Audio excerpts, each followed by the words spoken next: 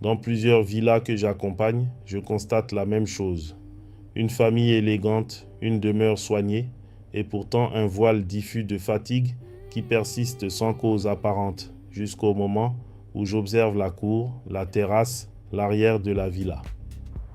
Le linge y est resté après 18 heures. Dans plusieurs traditions ouest-africaines, le crépuscule n'est pas seulement une heure du jour, c'est une heure de transition durant laquelle les énergies du jour qui s'éteint et de la nuit qui s'éveille se croisent, se mélangent, circulent librement dans l'air. Et un vêtement mouillé, étendu, ouvert, en attente, est l'objet le plus réceptif qui existe à ce moment-là.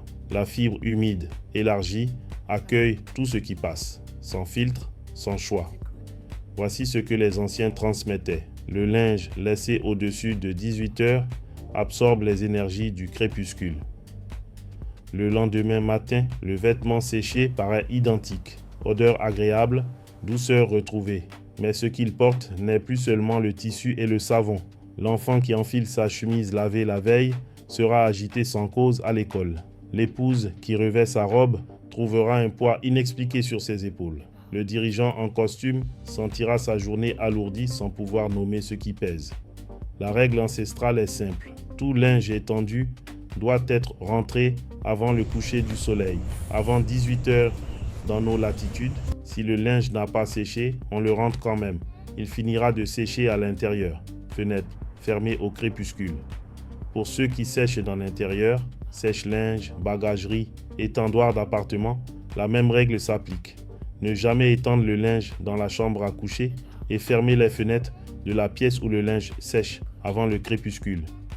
Le correctif: si du linge a été laissé dehors après l'heure, on le retire au matin. On le passe rapidement à l'eau claire. On l'étend de nouveau au plein soleil du jour suivant. La lumière franche purifie ce que le crépuscule a déposé. Une discipline d'aménagement du quotidien qui distingue les familles qui dorment vraiment, qui se lèvent légères, de celles qui portent les semaines comme des fardeaux invisibles.